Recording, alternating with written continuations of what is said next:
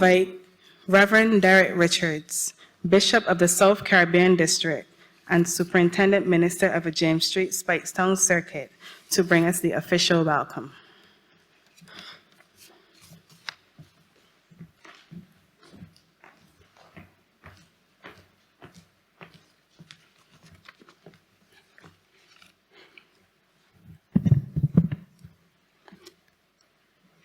Ministers of Government, Madam Justice Sonia Richards, Dame Maisie Barker Welch, the Reverend Adrian Odell, Superintendent Minister of the Bethel Circuit, and Mrs. Odell, Reverend Dr. Janice Jack Watson, Superintendent Minister of the Ebenezer Circuit, and Reverend Elton Watson, other colleagues in ministry and their spouses, ministers from other denominations and their spouses, circuit stewards from the 3 Methodist circuits across the island of Barbados, specially invited guests, Reverend Dr. Stephen Jennings, guest lecturer, ladies and gentlemen, members of the press. I greet you in the name of Jesus Christ, head of the church and savior of the whole world.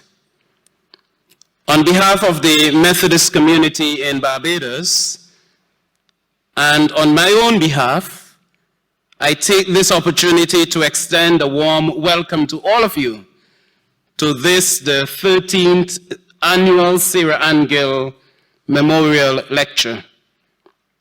In particular, I welcome our guest lecturer, the Reverend Dr. Stephen Jennings, and he's going to share with us on the topic culture, color, class, and Christianity, utilizing the legacy of Sarah Ann Gill in today's globalized Caribbean. The Methodist Church of Barbados has organized this public lecture to honor the memory of national heroine, the Right Excellent Sarah Ann Gill.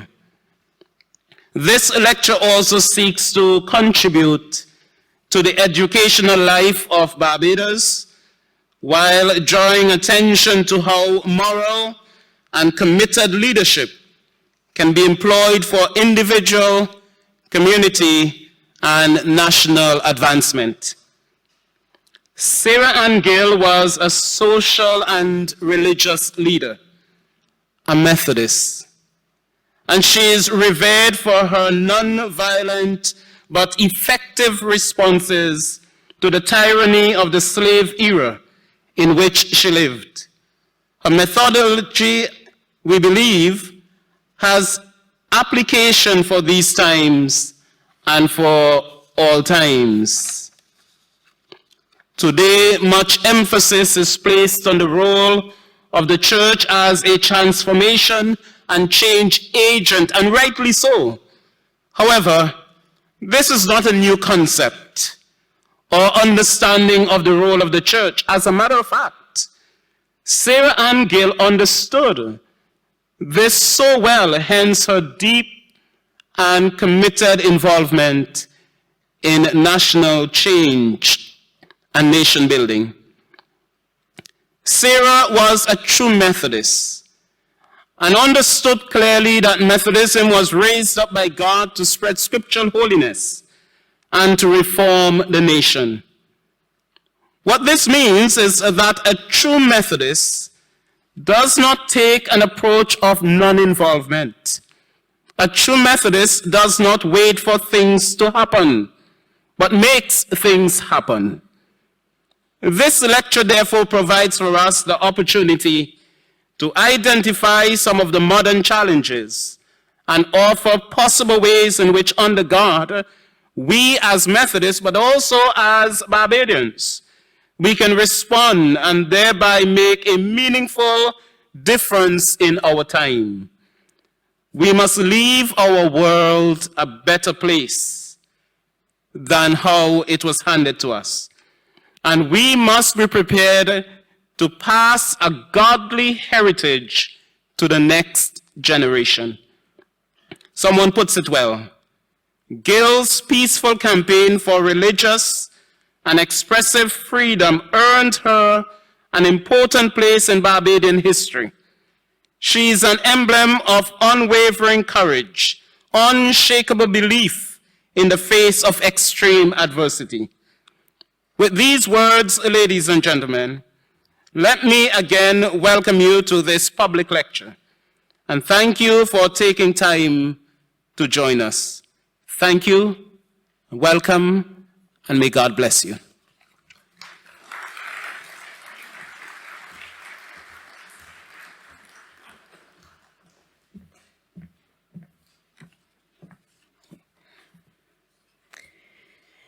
We will now have a tribute by the Ebenezer Circuit Choir under the directorship of Roger Gittins. They will be singing, "O Jesus, I Have Promised."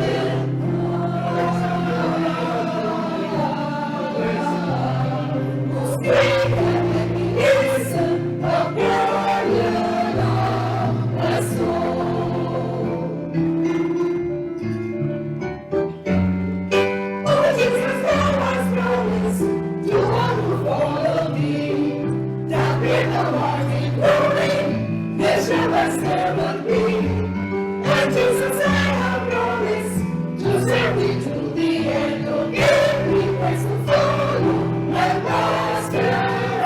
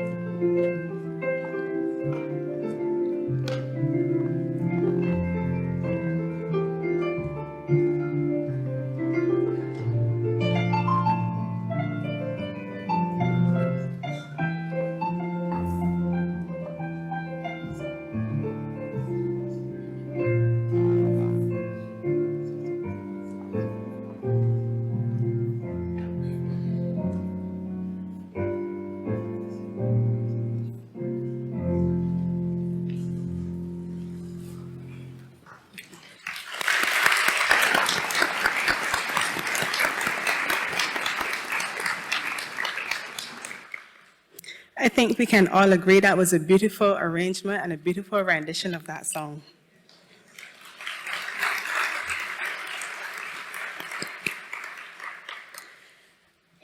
I now invite Reverend Adrian Odo, Superintendent Minister of the Bethel Circuit, to introduce the guest speaker.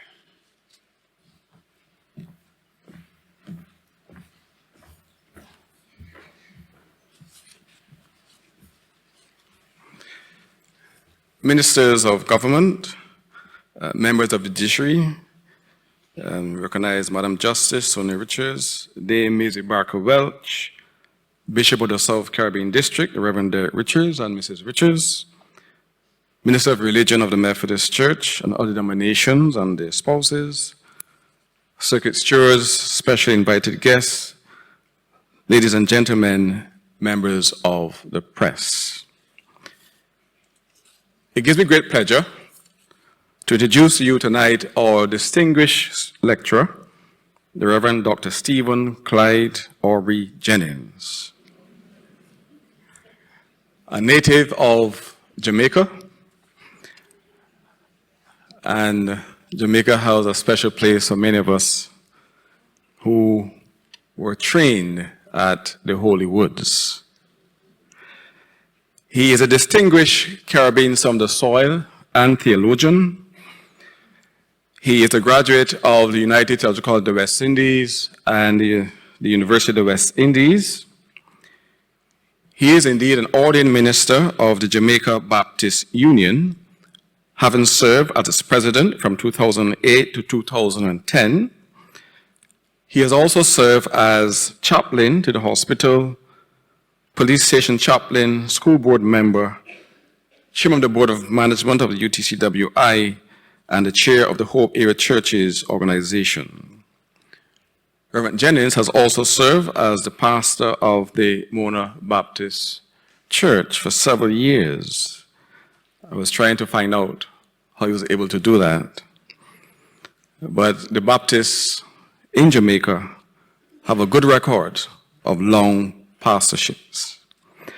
And so he's here for us tonight, having studied cultural studies, sociology, history. Dr. Jennings is therefore well placed to speak to us tonight on our topic. So ladies and gentlemen, please join me in welcoming our speaker tonight, the Reverend Dr. Stephen Clyde Aubrey Jennings.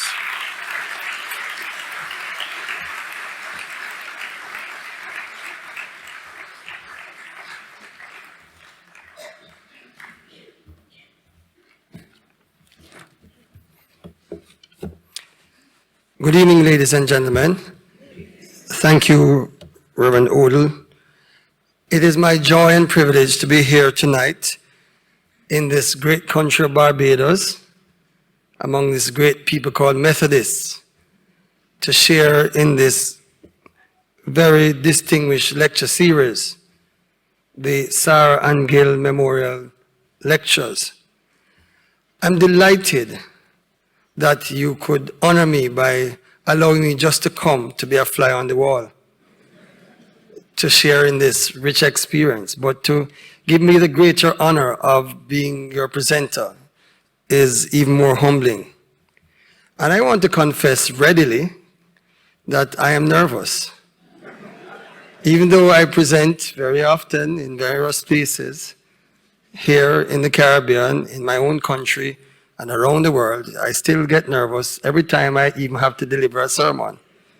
And I guess it is God's way of reminding me of two things. One, that I should depend on Him, but two, that I need to depend on the love of the people. So if you have some extra love to give, send it this way. I need it. I also request prayers because I actually was ill, even though I was going through Lent and Easter and doing all kinds of ministry, and didn't realize how ill I was until 2 weeks ago. My doctor told me, you have bronchitis. So I'm just recovering from that, and they had to clear me on Saturday so that I could fly. But I'm healed sufficiently well to be here. So I thank God for that. Still not 100%, but I am here. and you are there and God is there, so we'll get on just fine. And so I request your prayers. Now, sisters and brothers, the topic of the lecture is there. Originally it was this, then we changed it to what you have on your program, which is similar. Culture came first, then class, then color, then Christianity. Color, class, culture, and Christianity were the original wordings, but all four will be referred to, and other things. So whatever the ordering, those are the four words that we want to focus on. Color, class, culture, and Christianity. Utilizing the legacy of Sarah and Gill in today's globalized society. And I thank again, especially those who invited me here, led by Bishop Derek Richards, who is not only my colleague and friend, but who I had the privilege of being his teacher in his graduate work, and he's an excellent student. I'm not saying that just because he invited me here, but he's an excellent student. So I look forward to further engagement. Now, you know more about Sarah Gill than I do, but I want, as we begin, to outline what we're doing. We want to talk about the history of the Caribbean before, during, and after the life, times, and struggles of Sarah and Gill. Then we're going to talk about today's headlines, today's globalized Caribbean particularly, and then we want to look at the heritage, utilizing her legacy to engage the issues of today's globalized Caribbean. I'm a Baptist, so we're accustomed to 3-point sermons. And usually we try this alliteration thing. So tonight it's H's: history, headlines, and heritage, all right? So you know where we want to go. Hopefully we'll get there in the time allotted. I won't be Baptist though, Brother Derek, in my length. All right? We have a reputation, not only of staying in circuits long, because I've been in the circuit, I've been now for 32 years this summer, but for preaching long. Well, for a number of reasons I don't hope to, but I hope to share in this. Let's start out seriously though, by looking at the Caribbean through certain lenses, what I call the periodization of the Caribbean, especially Barbados. Now, you can correct me where I'm wrong, but I tried to research carefully the history of Barbados. But the entire Caribbean was actually indigenized. That is, people came to live in the Caribbean from 200 years before Jesus was born. That might not be well known, but they were there. In Trinidad, there's evidence of settled dwellings of people we now call Kalinagos and people we now call Tainos in Trinidad from 200 years before Jesus was born. And these people were around and still are around, because I put the present, as Black Caribs in St. Vincent, as Amerindian peoples in Guyana and other places. But during this time, approximately 1700 years, they lived in the entire Caribbean. We're going to talk a little bit about that. Then I want to break down into the period of colonization, when the Europeans came from 1492 to, in the case of Barbados, 1966, and still present, for not every place in the Caribbean is politically independent.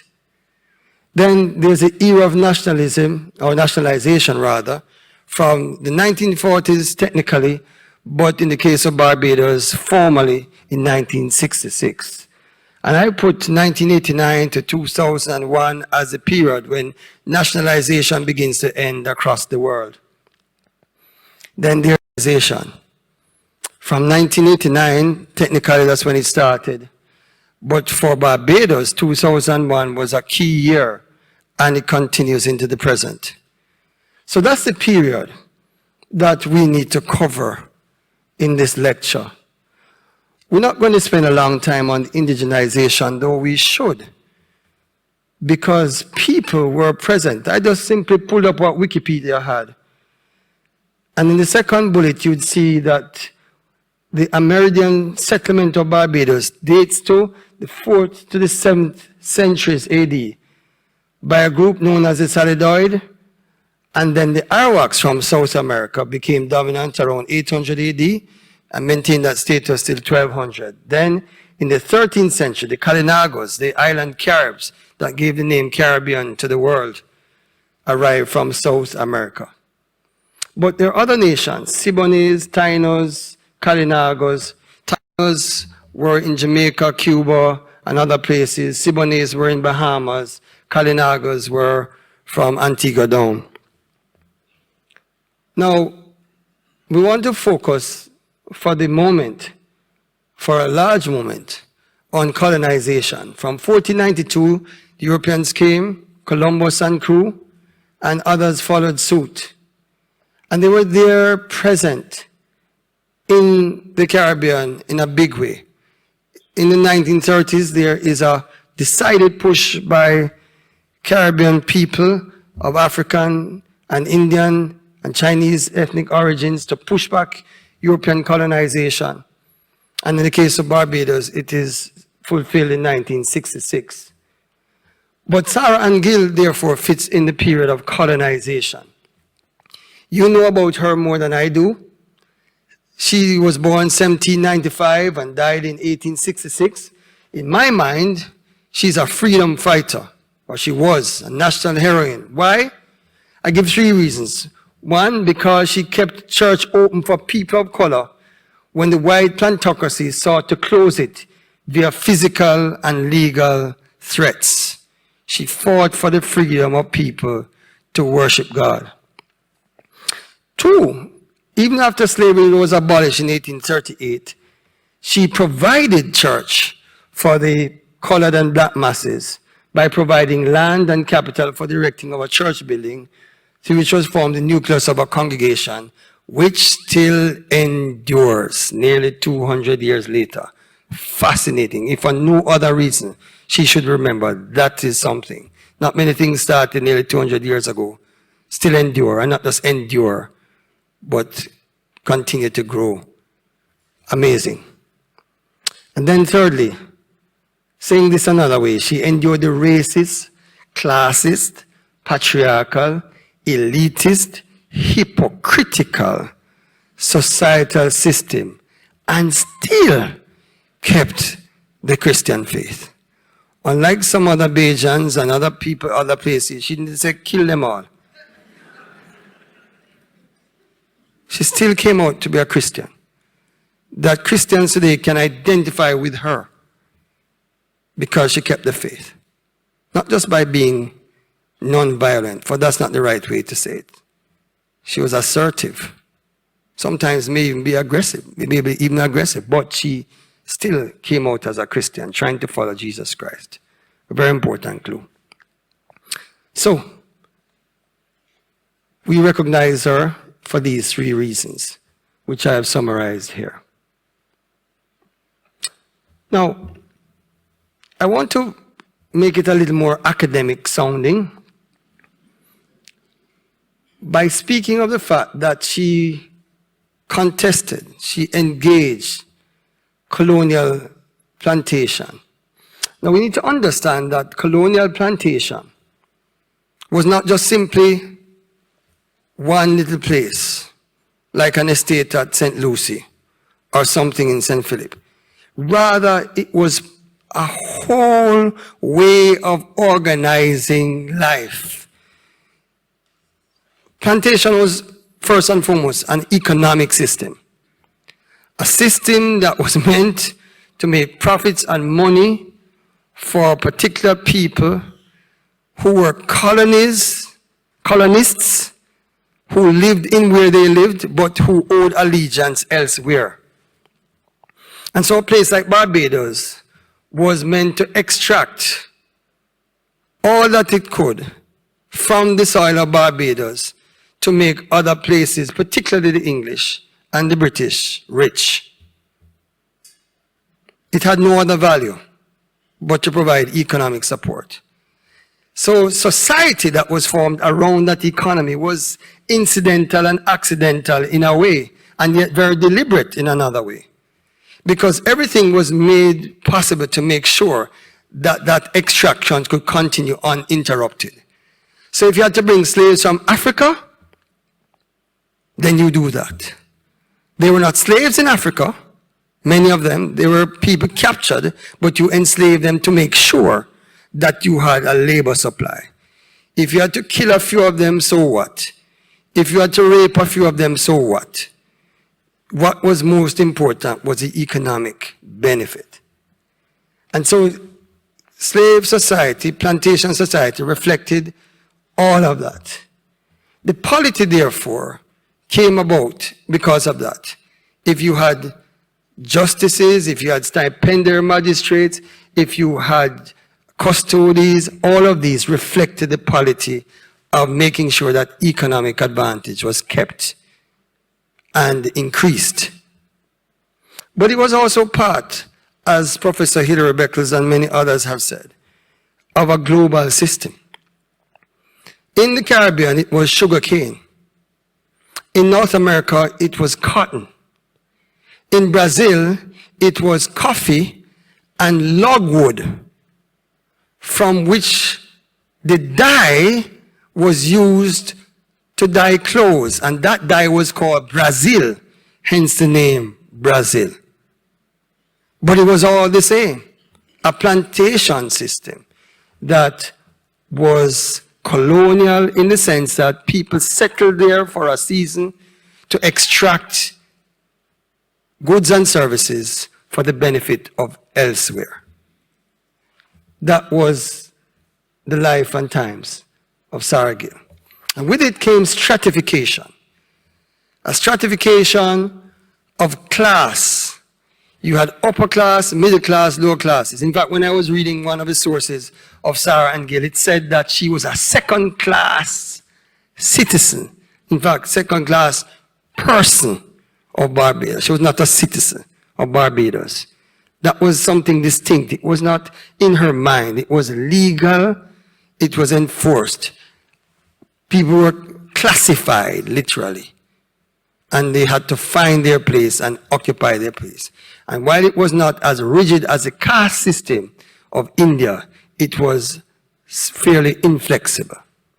Race, how you looked, where you came from, African versus European, mixed race, what Kamau Brathwaite, a son of the soil, called Creole famously. All of that was critical. People were classified according to different aspects of race.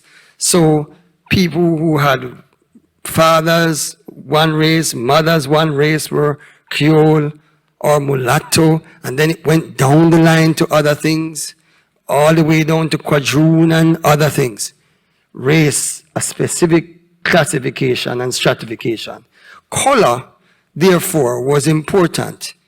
So if somebody was African and looked black, somebody is European and looked white, if they got together and there was an offspring, that person was regarded as colored or brown or fair.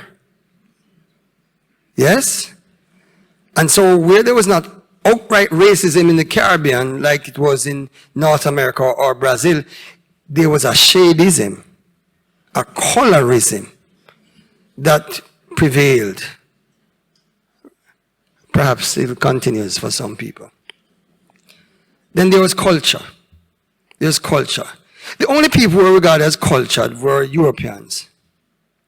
And then not all Europeans had the same culture. There was high European culture and low European culture. So people who were Anglo, English, Scottish, not Welsh, not Irish, were high cultured. People were German, high cultured. People were French, high cultured. People were Italian. People were people of Slovakia and those regions were low culture. Jewish people could have culture sometimes because they had the Old Testament, and later on some of them had the New Testament. So they were granted special status. But compared to the blacks, who were not even human, in the United States, blacks were not regarded as humans until 1831, when they were regarded as 3/5 human, according to the Constitution of the United States. Blacks had no culture because they were not humans. Non-humans can have no culture. And then the people in between were only cultured to the extent they had white blood in them. So Sarah and Gill would have not had much culture, according to Europeans. And that impacted her own approach to religion from their point of view. Then gender. Women were always at the greatest disadvantage. Black women. Colored women like Sarah and Gill would be a little further up the top, but below them would be black women. But precisely because they were women, they were worse off than even some of the black men. And Sarah and Gill faced that as well. I need to point out to this group of Christians, those of you who are, and those of us who are, that it was also colonial Christendom. Church and state were flip sides of the same colonial coin. In other words, the church governed the state influenced the church. Remember that the church was not disestablished in Barbados until 1966. In Jamaica, it was 1870. But the church was part of the state. To this day, in my own country, I believe that the head of the Jamaica Council of Churches is 9th in the rulership of the land. So if the top 8 die mysteriously, the head of the JCC could act as head of state until that. That's a legacy of Christendom. Perhaps the same. So church and state were flip sides. And remember this when we talk about Sarah and Gill, because she had to confront this Christendom. So let's talk about countering stratification, critiquing Christendom, and creating space in the international plantation. Countering stratification. What Sarah and Gill did in effect was, just by her person and her activity and her ministry, she countered class. She said, though I am considered by you second class, I am first class in God's eyes. And therefore, you cannot style me, as we'd say in Jamaica, any way you want. You cannot put me in a box. I will stand as a child of God, made in God's image, a person of worth, dignity, and value. So, even though I am not of your race, I am of the human race. And I, therefore, will stand for what is right, for what is just and fair. My color might not go to your pure milky white, but I, too, am a person of God, washed by the blood of Jesus. She was very clear. When you read her letters, she understood herself theologically, that her color was important, but not all important. And she used her color to leverage favor for not only people who were colored in the sense, but people of color, the black masses. If she were a black woman, she would get no hearing. She could not go to court. In fact, even as a colored woman, she could not have gone to court until the law was relaxed and enforced from London. But if she was a black woman, she had no chance. So she used her color to leverage favor and freedom for not just her own class of colored people, but for the black masses. Very important. Her culture was also important. How Sarah Ann understood God and how God worked through the people called Methodists in class houses with stewards, with itinerant preachers, went against the culture of the English high church which dominated Bajan society at the time. She had a different approach to Christianity. Only certain people could speak. Only certain people could perform. People had no small group ministry. No ordinary person could occupy certain things unless you were ordained. No ordinary person could be a steward in the high church, not the low church, not the broad church, but the high church. And it's important to understand the distinction in Anglicanism at the time.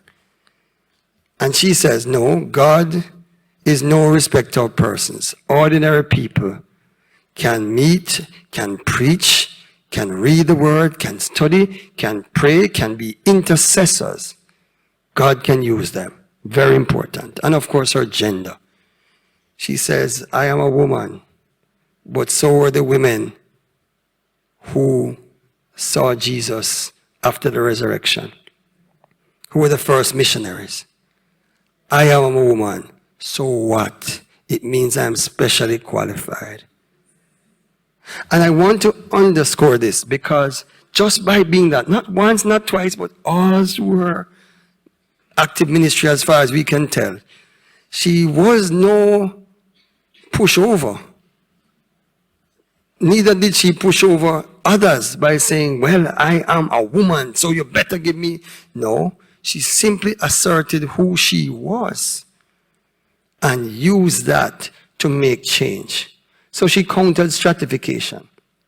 She countered Christendom, the church, state church, and the church state. She had to say something is wrong with your Christianity.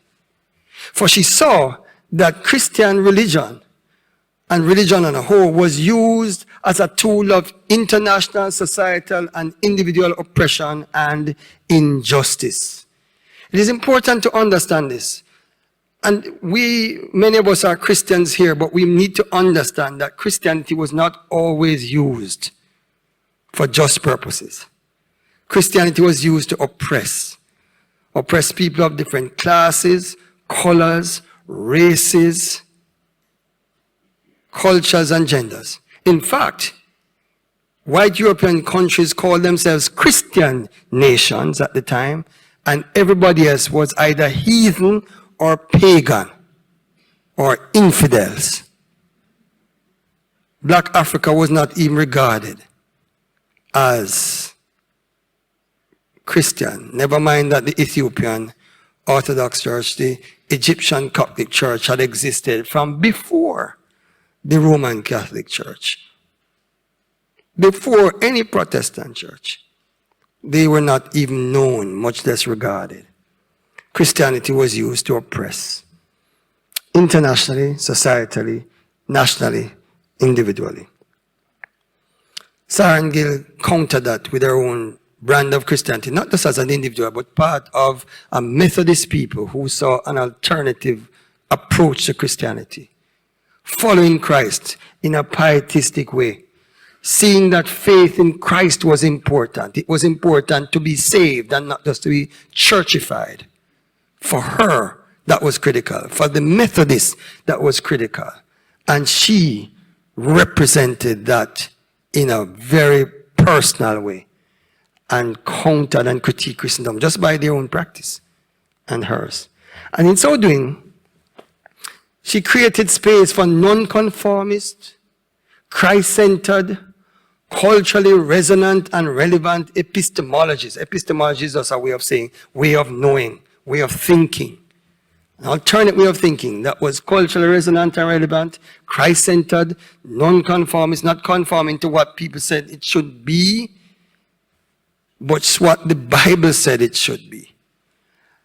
Expressions of worship were different. Now, Methodist people, whatever you are now, you need to understand that at the time, this was not just new, but revolutionary. Enough to lock you up. Remember that how Sarah and Gill got in there was that the Methodist minister Shrewsbury and others had to leave. They were burning down churches. They were shooting after because this was too revolutionary. To meet for prayer, to meet to study the word. I need to say that to people who don't even come Bible study. Not you.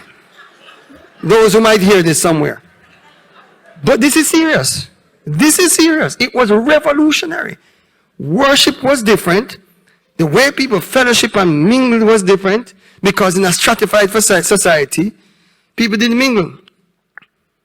You need to understand this. In places like Jamaica, for instance, the high church, and we can find it even today, had only the amount of seats for the amount of white people in that area. Anybody else had to stand outside and listen.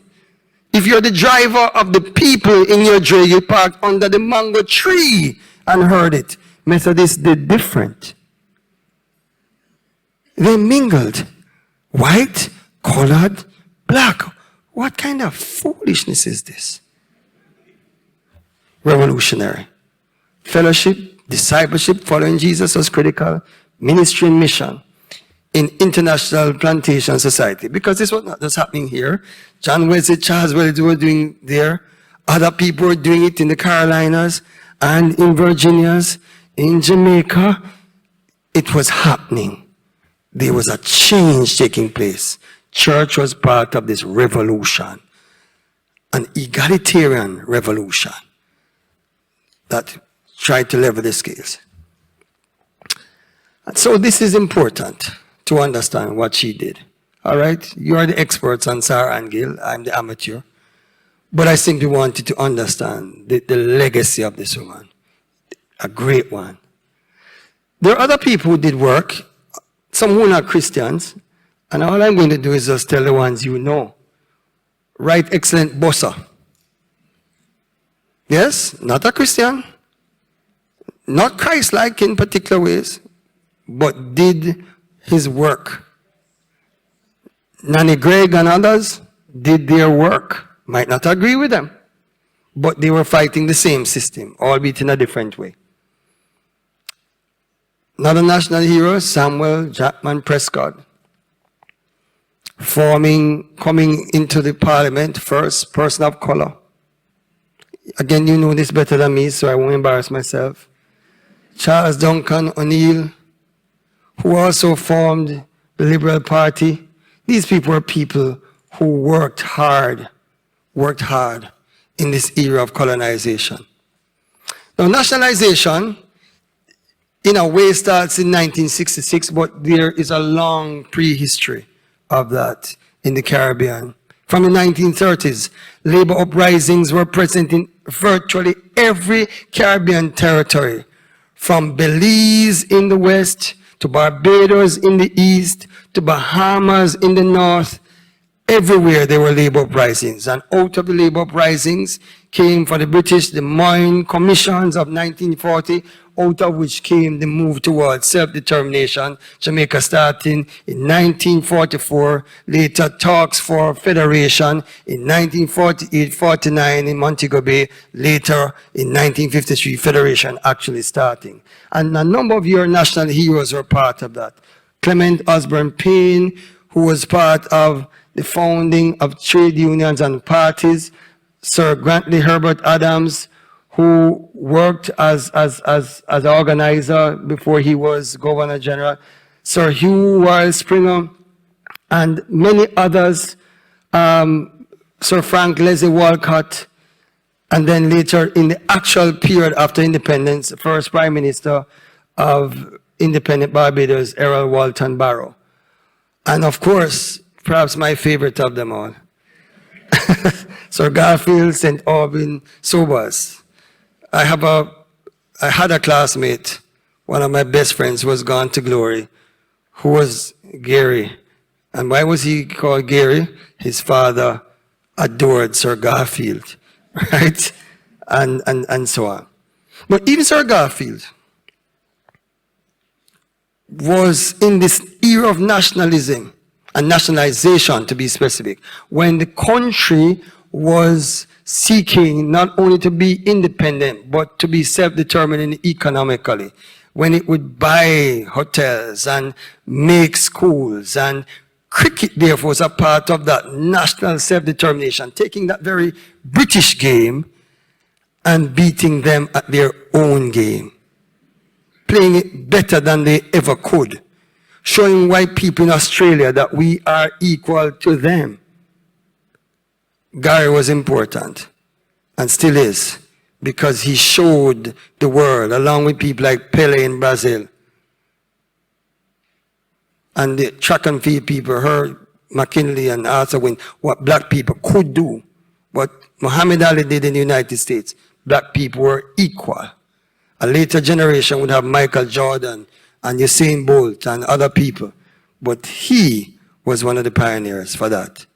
And it's important to understand what was happening in this era of nationalization. Yes, you can clap if you wish, because that's critical. That's critical. You can say I love cricket, all right? Didn't play for West Indies, but I love cricket. So, this is the era that was there. And this is the era that many of us still think we are in.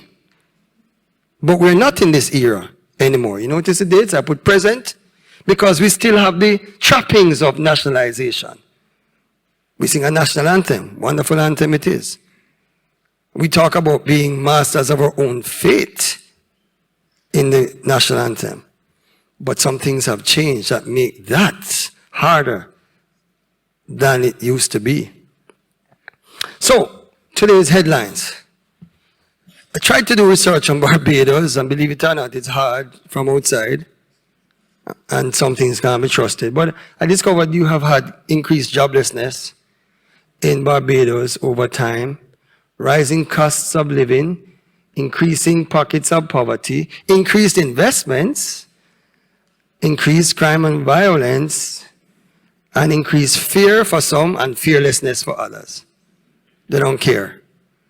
They drive anyway. Anyhow, you know. I'm sure you can add your list. But the truth is, this is not Barbados only. This is everywhere.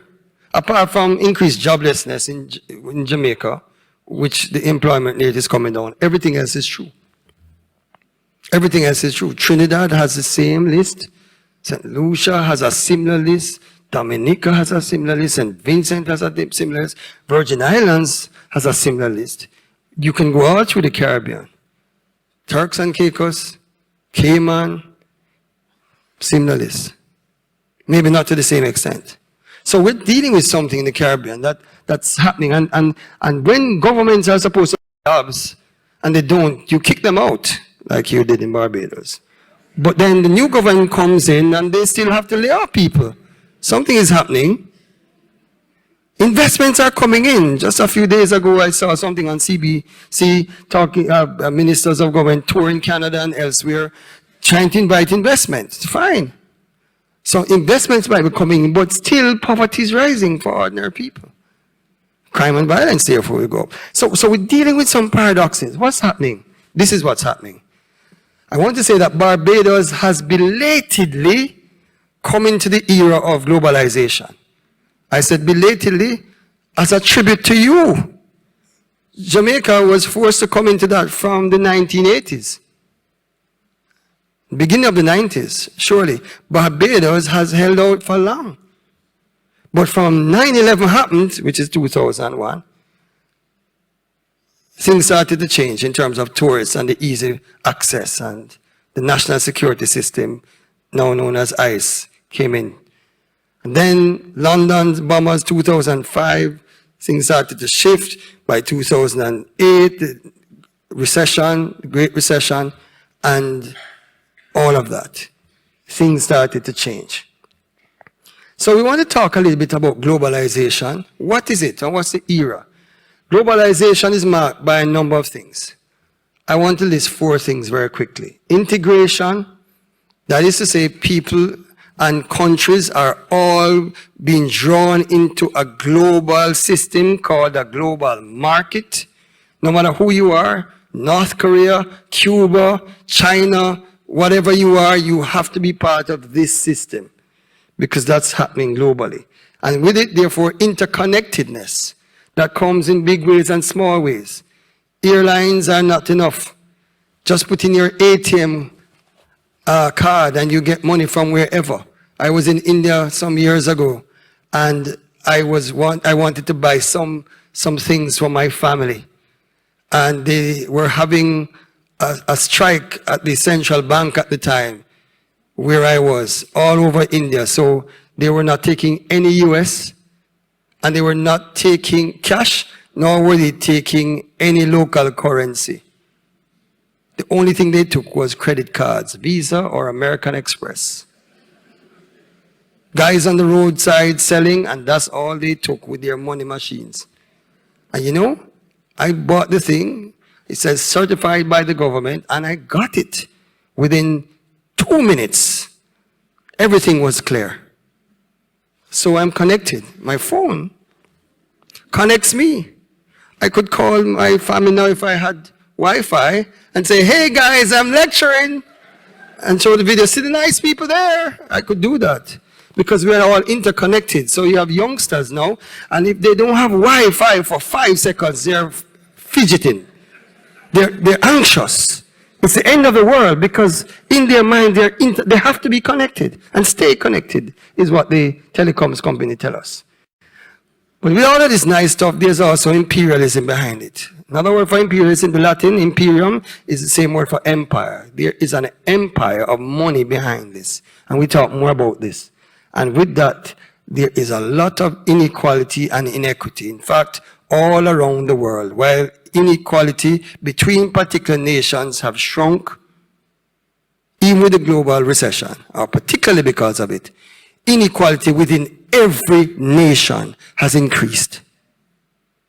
In the United States, the top 1% owns more than the bottom 49%. Across the world, the top 8 people who earn have more money than the bottom half, 3.5 billion. And that was the figures for 2017. So we need to understand that that is a reality. So globalization is a double-edged sword. It's marked by positive and negative features. Positive features, integration and interconnection. We can link with everywhere. But negatively, imperialism, inequality, and inequity. And the fact of the matter is, friends, both features often operate simultaneously and paradoxically, and if this were literature, ironically. So we are in serious kind of times. We're not in the era of nationalization anymore. We're in this era. Let me just quickly run through some of the features. Globalization features transnational elite capitalization. The uneven making of money beyond borders. It doesn't matter about where you are. If you need to make money in a place, you go make it. If you're a transnational elite. Yes? And you buy anything you have to buy, not just hotels, but you buy beaches, you buy islands, you'll buy even people if you need to. Because you need to make money. Borders don't matter. Integration and interconnectedness. People's nations, markets, and ideas are all connected. Now we've already talked about peoples and nations. Markets, Asian market linked to Jamaican market, linked to Brazilian market, linked to South African market. But ideas, it's very important. Ideas also are interconnected. So what's happening somewhere else influences people in another place. So if people have certain approaches to sexuality, for instance, in one place and they are loud enough, they can say it, and other people are influenced thousands of miles away. If somebody says we hate certain people and put that up on YouTube, that can impact the smallest child in rural Barbados behind God's back once they are connected. That's where we are now. So you think, and I think, that we can influence the people standing in front of us week by week by preaching to them, but somebody who is on a channel might be doing far more, a blogger, to our average youngster in Sunday school than we are getting through. That's where it is. What's also happening, therefore, simultaneously, is a reduction of nationalization. Since other people can buy things and buy people and buy policies and programs. People are not connected necessarily to where they live. It is called, the big word is deterritorialization. They're not connected. They don't have a sense of that. So people will leave school, do 11 plus, go to secondary school, but migrate within days of graduating if they actually finish school. For they say, this country has done nothing for me. I can't get a job. Why should I be here? And so people leave. They have a sense of loyalty, not necessarily while they're there. It's happening everywhere, not just in the Caribbean. Technicization means that technology is used to facilitate integration. So I spoke about the ATM, I spoke about our phones. We are benefiting from it, but the real thing is to help money to flow. So you do this and send your thing. Look at the ads that we get most often. The ads are about how we can get loans, make loans, how we can pay bills simply on our phone. Because the real thing is not just for our ease and comfort, not just for information, it is really to facilitate global capital flows.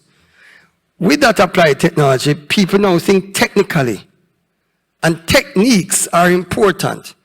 So people have made relationships into instrumental ones. It is, how can I master this? How can I manipulate this? How can I get my way? So people think of people like they think of their tablets. If they are working fast enough, we use them. If they're not, we throw them aside. Technical thinking, techniques. People talk about people, make love through techniques. They don't have to relate. In fact, you don't have to love to make love. Just to say that term. Influence indicates the technique era that we are in. It's part of the technicalization of the world.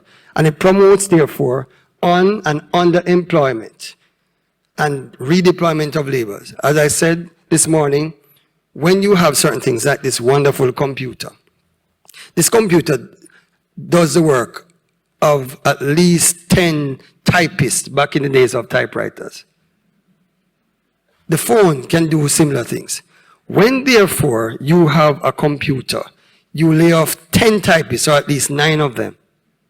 That means 9 families, 9 times 4, have no livelihood. That's where we are across the world. So not only do we have unemployed, but underemployed, and we have people who are never employed.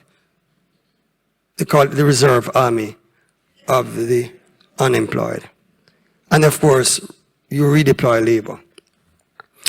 So, with all of this, globalization has brought, in addition, economic unequalization, not just inequality, for that sounds static. It's a deliberate strategy to make things unequal. And alas, all states have to facilitate this in some way or the other. If you don't do certain things, you cannot attract a certain kind of investment. Yes? You cannot. So you have to do this. So you wonder why you change parties and it looks similar. It's because all of them are beholden to a wider system. Oops. Let's see if we can get it back. That leads to degradation of the environment as a result of this. And so that link between capital engagement and the earth should be well known by now. People digging up and planting and uprooting and building, not bearing in mind traditional flows and causing all kinds of problems. Thingification. The term is not mine, it's actually the late Professor Rex Nettleford. And he had this term of thingification, saying that people have become things, reducing people, cultures, and environment to things, to objects for making money. So, am I going to get into trouble here? All right, let me try not to get into trouble in Barbados. But it's possible, for instance, to have our culture and to make it just into a brand to make money. Brand Barbados. Not counting the blood, sweat, and tears of people like Sarah and Gill, but reducing it to a brand and leverage it in some boardroom in order to make it look attractive for investment. Leaving out the living life of people. And so with that, there's an increased sense and state of materialism, consumerism, and individualism. I'm not going to spend much more on this, but I do have to say some things before we now bring it towards our heritage. Because you're going to ask me, what does all of this have to do with Sarah and Gill? Everything. When you have this, what we need to understand is that the economic inequality that's happening in the world has a decided classist, racial, colorist, cultural, and gender slant. Particular nations, when you look around, just check the stats. Nations of color, nations that were enslaved, nations that had certain kinds of systems of colonialism, these are the poorer nations. They used to call them the darker nations. And most of them are now the poorer nations. And this continues to this day. So racism is not just when you see people of a different color and walk past them. It is systemic. And the world system reflects that.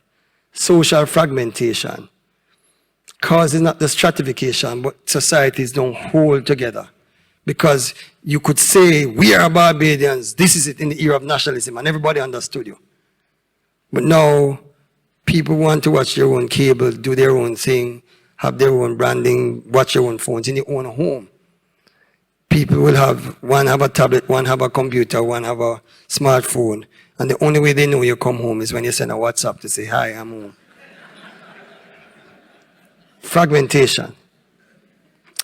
With that is value mitigation. People really don't value much. What you value and I value, growing up in a certain era, certain things are proper, certain things are not, some things are right, some things are wrong. Nah. It's what people say. It's what the dominant powers say. It's what's trending. It's what the latest star says. It's what the Marvel universe says. It's none of this. Philosophical relativism. Anything goes. Anything goes. Yes? All is relative. How do you know that there's a God? And why should you follow him? Well, you say that there's a God. You think there's a God. It's relative. And what I'm saying is the only absolute thing, that all things are relative. But that's what people will say. With that is moral confusion. What's right and what's wrong, not clear anymore. A blurring of the lines. Psychological disorientation. People get confused and twisted very easily. And then there is religious secularization, pluralism, fundamentalism, and terrorism. Secularization means people don't believe in any supernatural. Pluralization means many religions are emerging and many kinds of Christianities and no religions are emerging. Fundamentalism means, well, if these people are saying it, I am going to believe in this, and you must be wrong, and therefore, if you are wrong, I am going to exclude you, and that leads naturally to terrorism, which is why we see the rising of shootings, whether of mosques, or churches, or synagogues, people saying, I am right, you are wrong. It's part of the whole inequity that's going on, that's confusing people's heads. Spiritual oppressions, demonic oppressions are happening, not just psychiatric breakdowns, but people are possessed by evil, and we're seeing more of that empirically across the region. So, we know about the degradation of environment, we know about the thingification. I will not spend time on that. What we want to do now, in the end, is to talk about the heritage. How does Sarah and Gill's legacy help us? Pardon my spelling her name wrong in that title. I think the first thing we need to do is to counter elitism and globalization. And I think we have to counter the economic inequality by what I call, political filtration. And I'm going to expand on each of these. So let me go to the expansion. Resistance to degradation and protection of the rest of creation. If we're going to counter globalizations and elitism, we have to counter this. And then we have to counter this thingification, by what I call sacralization. So I want to deal with each of these very quickly. We need to counter elitism by pushing, as Christians, as church, as Sarah and Gill did, an agenda of economic equalization. Everybody should have equal opportunity for the things that make for life and godliness. That includes having a living wage, that includes having access to health care, that includes having access to education, that includes having shelter and clothing and the opportunity to worship. All of that is part of that. We need to push for that agenda to reduce that, and we have to get it by politically filtering, going into the political system.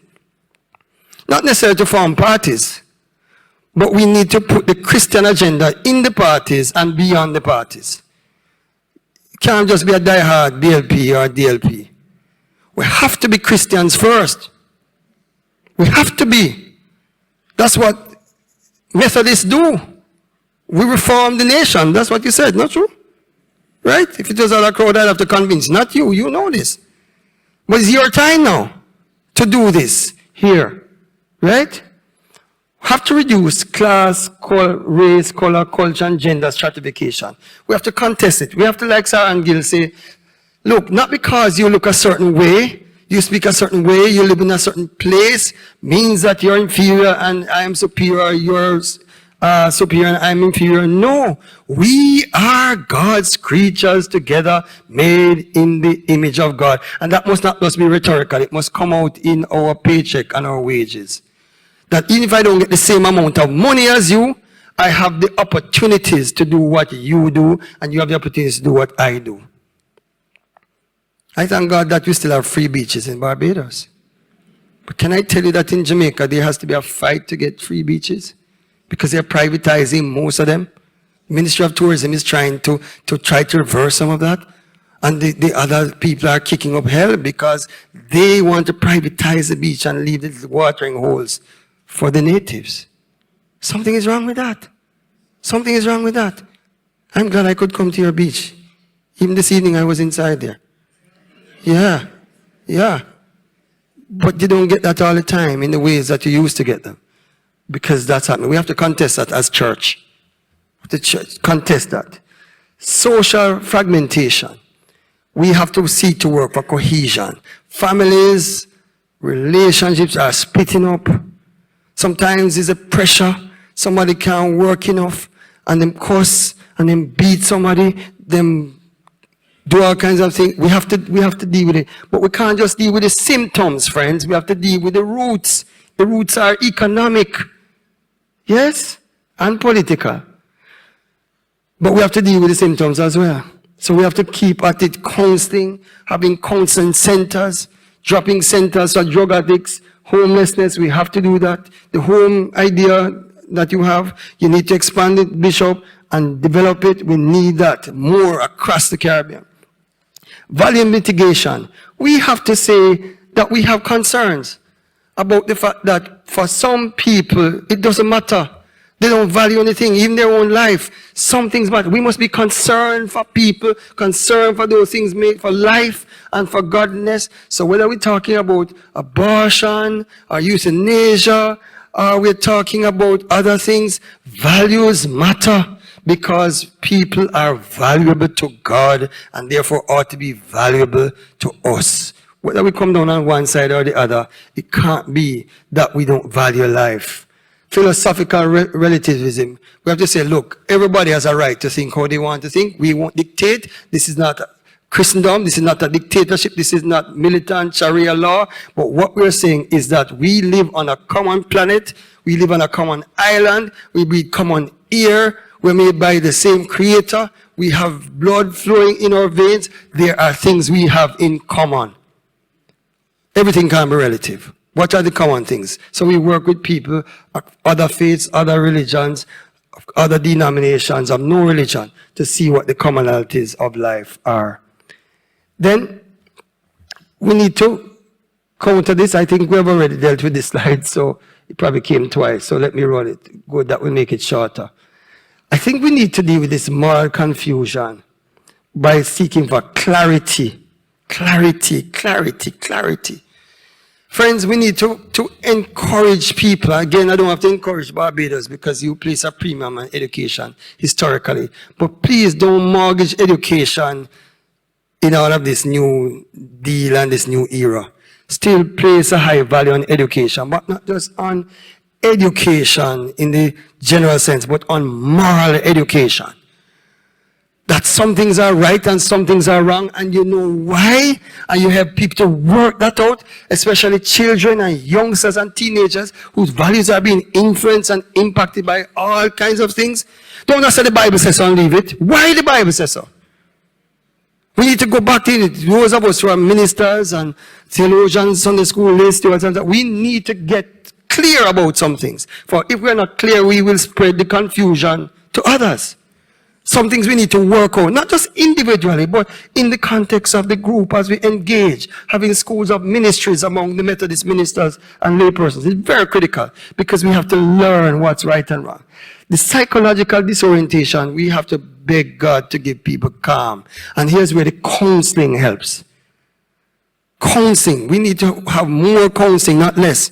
We need to train not just pastors, but lay people how to counsel people, peer counseling with a moral dimension. We need that. People are confused. Many people are having all kinds of psychosis and other kind of neuroses. We have to help people because the times that we are living in make people not just confused, but disoriented psychologically. In the place of religious secularization, fundamentalism, and terrorism, we need to know what are the Christian claims. We're not imposing our faith on anybody, as the High Church tried to do with Sarah and Gill. She didn't impose it on them either, but we must be clear. What does it mean to be a Methodist? What does it mean to be a Christian? What are the fundamental things of faith? And even if you are not a Christian, why are you not a Christian? What are you? What are your claims? What are the things you live by? What are the things that are important to you? What are the things that ought to be important to your family? If you have children, what are the things you're going to pass on to them? We must not shy away from that. We don't have to say we are Methodists. We just have to say who we are as Christians, and better yet, live it. Live it. I'm here in part because my parents, Baptist minister, still alive, though having dementia, and my mother, a blessed memory, Baptist deacon, were people who lived their faith and taught us every opportunity they got. Not by throwing it at us, but by living it and weaving it in everyday life. We have to get that somewhere. Spiritual oppression. We have to speak not just about Christ's salvation, but we have to demonstrate it. I was speaking to a group of ministers of the Presbyterian Congregation and Disciples Church, United Church in Jamaica and the Cayman Islands last week. And I was giving them some Bible studies and showing them again what they already know and what we all know. That Jesus' mission was about preaching, teaching, healing, casting out demons, raising the dead, feeding the hungry, releasing the prisoners, not about committee meetings.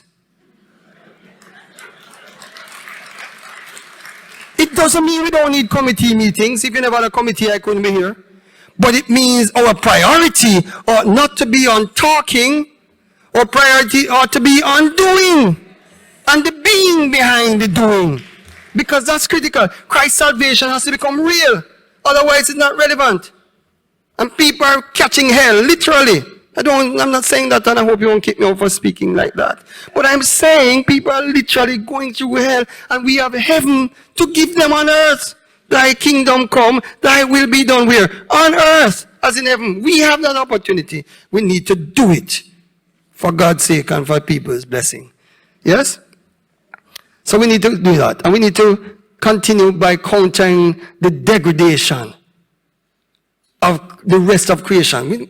When we say environment, that sounds very secular. It's creation, it's God make it. And we are part of it.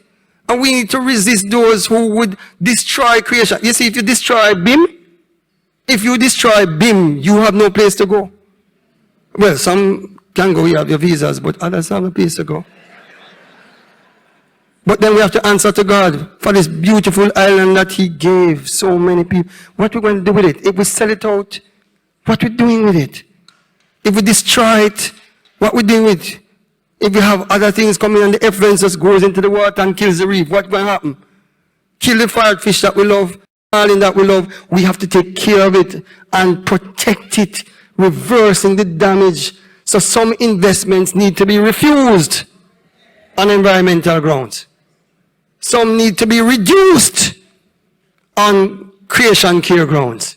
We need to work more with nature than against it and reduce things like asthma and other things that are being caused. Sacralization for thingification. We need to view people, cultures, and environment as sacred subjects and not mere objects for making money. Subjects. They are core subjects of God. Our fellow human beings.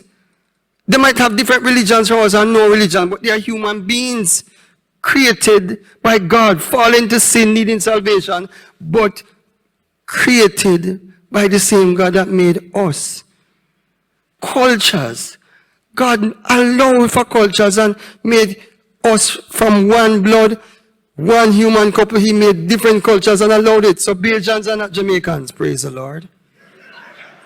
Neither Jamaicans, Bajans, yes? But we need everybody. We need cocoa and flying fish as well as ackee and saltfish. Cultures must not be thingified. We must appreciate the blood, sweat, and tears of people to give us what we have, the freedoms we enjoy, because it was just 150 plus years ago that Sir and Gill and the others were chopping cane for Busha at Mount Gay. We must remember that. We have options. If we want to chop the sugar, fine, but we have options. We can be here in a lecture in a salubrious environment of a bank of Barbados. Years ago, you don't have to put it under your tread bag, under your mattress. We must thank God. Don't thingify it. We must remember where we come from. And the environment, we need to do that, and we need to decrease that. We need to work with people for harmonious and just relationships and fair relationships. And so we need to do these three things. We need to counter these. Yes? All of that is elitism in globalization. My last 2 points are these. We need to critique religions and religion as tools of international, societal, and individual oppression and injustice. Let me tell you what religions are. We have religions with S's. Those are like Christianity, Islam. But we have also religions that are secular, like humanism and capitalism and others, many others. Yes? Because people worship at their feet.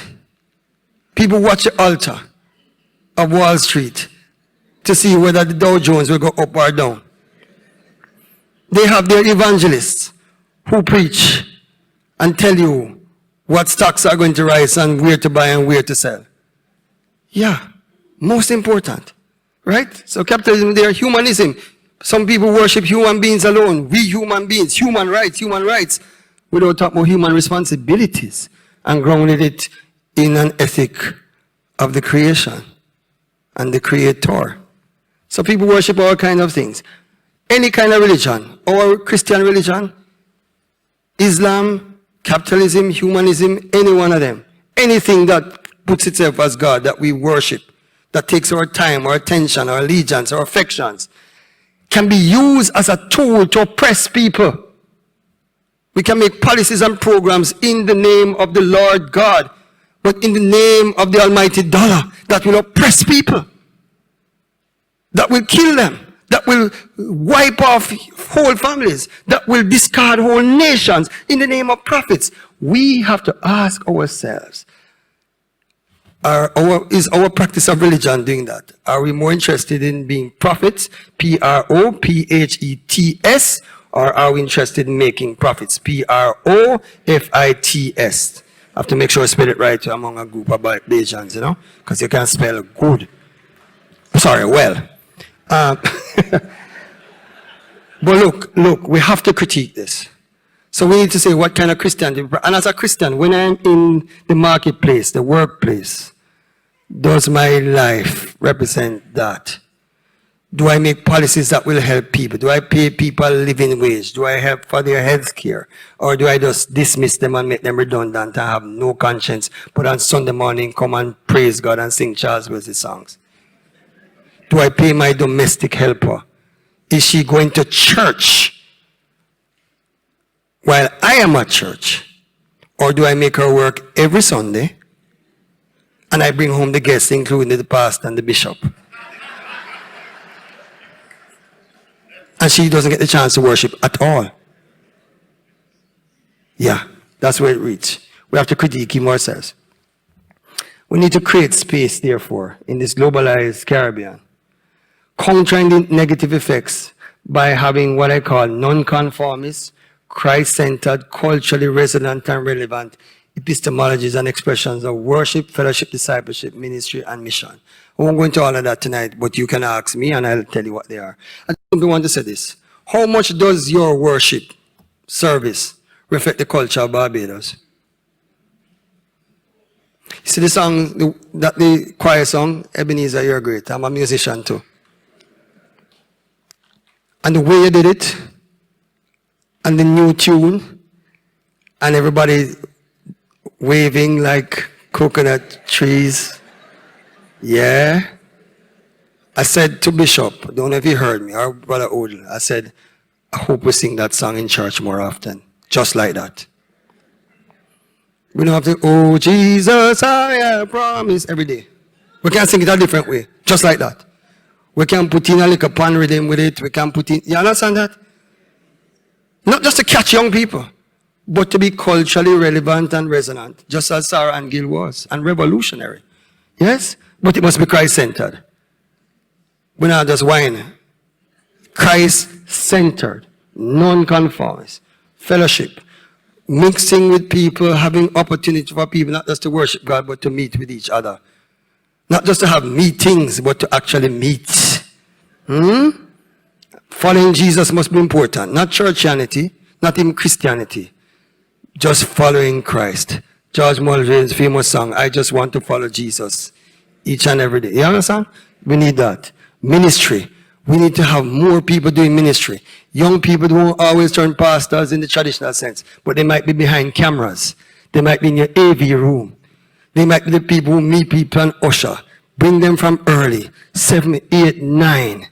Don't wait till they are teenagers because they might not come then. But if they're in church from that time, say from that time, they've been in church for 50 years like I am. You understand that? We need to get people early in ministry and mission. And to know that God is beyond the church. At school, at work, or play, wherever.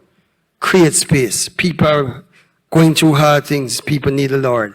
Teach people. Wherever you are a missionary for the Lord. So, as we end, today we remember with admiration and appreciation the successful struggles of Christian freedom fighter Sarah Ann Gill. She countered stratification, she critiqued Christendom, she created space in the international plantation. May we therefore not only admire her and appreciate her contribution, but also appropriate those struggles and turn that history of hers into our heritage. How do we do that? Today I pray that we will seek to counter elitism, stratification, and globalization. I pray that we'll critique religious oppression wherever it is and wherever it comes from. I pray that we'll create space for people in the global plantation, chopping down the bush, chopping down the forest that would seek to choke people and making a path straight for their feet. For me, these are some of the things. And all I want to end is just by saying this. And we're saying, and can it be? May the religious, resistant, resilient, resourceful, and one might add, revolutionary spirit of Sarah Ann Gill and other freedom fighters be present today and always in Caribbean peoples and in others, here and around the world. God bless you.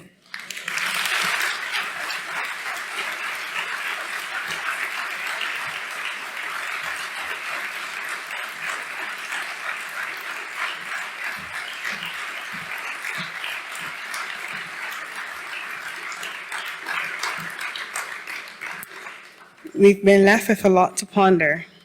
Before we go on to the question and answer segment, I just want to take a moment to recognize the Honorable Colin Jordan, Minister of Labor, who has joined us. Okay, we'll now open the floor.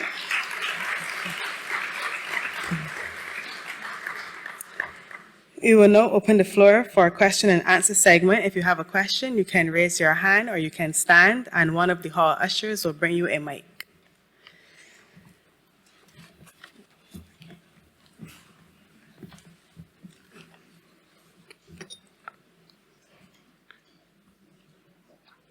Good evening.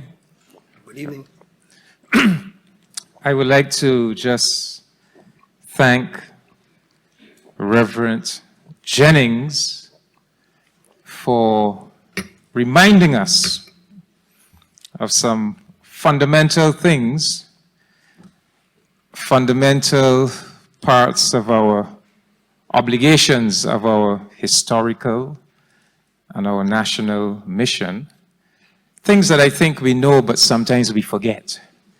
And so sometimes it's good to have someone come to us and remind us of things that we really do know and should hold on to. I would also like to congratulate the Methodist Church for recognizing the significance of Sarah Ann Gill, and for annually promoting her image and her message, her example. And I think this is very important, especially at a time when we see sometimes so many worrying instances of domestic violence, Yes. violence against women, degradation of women, that I think Barbados is really very fortunate that two of the earliest heroines that emerge out of our history are two women, Nanny Gregg in 1816 and Sarah Ann Gill. And I think that we as a nation, we need to do more to celebrate and hold up, lift up these heroines as we still fight for gender equality and full respect for women in Barbados. So these two historical personalities can go a long way, and thanks to the Methodist Church for recognizing that in the case of Sarah Ann Gill. Final thing I would just like to say is that even while we acknowledge the importance of the examples of these individuals, it is important that we remember that they were not just individuals. Yes. Sarah Ann Gill led a congregation of heroes as well. Yes. In other words, she didn't do it all alone. Right. You know, she was the leader, but those early Methodists were heroes in their own rights. They too resisted oppression. Absolutely. And so we must always remember that we are really a very remarkable people, not just our heroes. People in 1816, Nanny Gregg, Bussa, yes, they were the heroes, but you know, they were such a remarkable people that even in the midst of all the oppression of slavery on plantations from St. Philip to St. George, St. Thomas, Christchurch, all up to St. Lucie, they organized this island-wide conspiracy with different platoon leaders and different levels of organization. So that is who we are, a remarkable people who experienced the worst of oppression, but always resisted it and never we never allowed it to destroy our spirituality and our humanity. And so it's important that even while we celebrate the heroes and leaders, we recognize that it was really a mass achievement as well. And that those qualities are still in us, all of us, the people of Barbados. But every now and then we need a Reverend Jennings to come and remind us of what we should be doing. Thank you.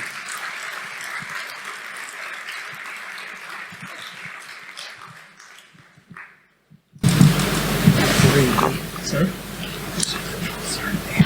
Oh, sorry. I was told I should announce my name, Colin Jordan. The question I want to ask has to do, well, I want to support first Ambassador Commission on, in terms of what he said about we needing to be reminded sometimes. I think it is maybe human as a result of our sinful state. We hear things and then it tapers off, and we always need a bump, and I think that is why most of us go to church every week, to get the, what in telephony we call top up. Right. You spoke earlier to church and state and the connection. Yes. And I'm asking this question as a person of faith involved in leadership at the state level.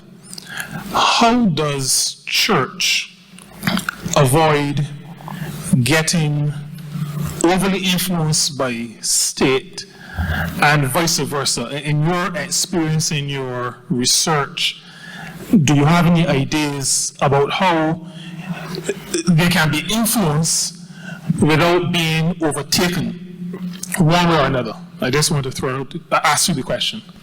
Excellent question, sir. And it's not one that has a very neat answer all the time. But I think from the church's point of view, and we say church, we're using it in a kind of theological way, because there are churches, there are ministries and so on, and different people have different levels of connection, yes? But I would say Christians who are in organized religion, church, always have to remember who their ultimate allegiance is to. Yes? One reason I call this lecture Christ, and then I put the ENT in brackets, was to say our allegiance is ultimately to Christ. Now, again, Methodists are like others, but they're not the only unique. They think that Jesus is not just a good moral example of the past, but a living Christ in the present. That they can actually pray to him and he answers, they can actually follow him by his spirit and so on. So if people have that, what they call a lively religion, a living faith, an ongoing relationship, individually and together, then they would remember that they have to report to Jesus, so to speak. He's their boss. And they in turn need to follow what he does, because being a Christian is to follow Christ. Now, to follow Christ means to imitate and to emulate. So it also means that there are particular limits that we would have. Some things we would not be involved in simply because they are not Christ-like. Yes? So the church, once it keeps in touch with that, it would be helpful. But I think there's also the need for ongoing theological discussion that ministers and communions and communities always need to have checks and balances to say, what is our motive for getting involved in this? So one of the things that is interesting about Caribbean politics, it's true elsewhere, for we see it in the States and so on, is that people sometimes are more aligned to their political party than they are to their faith. That involve that and that their faith takes second place to that. So they are nice people till when election time comes. You know what I'm saying? You try to influence. You know, the church get a beating. You can't come. You only come church to, you know, get some constituents to vote for you or something like that. People always have to watch that. So from the other side, the state has to also, and this is important, not become Christendom anymore. That is to say, we are in a pluralistic society where some people are Christians, some people are other faiths, some people are no faiths at all. And so even though we believe in the Lord Jesus Christ and believe he is the best, we must never impose our faith on others or use that faith to exclude others except on moral grounds, moral and ethical grounds. That would not just be unique to Christianity, but would be shared by people of goodwill. So the state always has to be careful that it doesn't impose its will and its way on people, except where there are moral things. You know, even if you are a Christian and you're a Christian leader, it's not to make the thing into a theocracy. We have to watch that. Wherever that is in the world, it has created problems.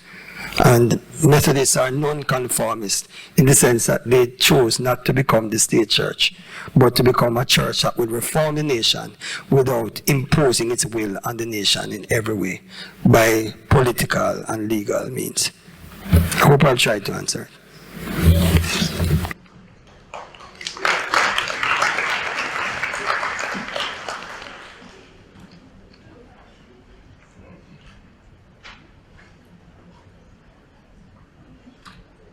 Well, I take it that you have no more questions.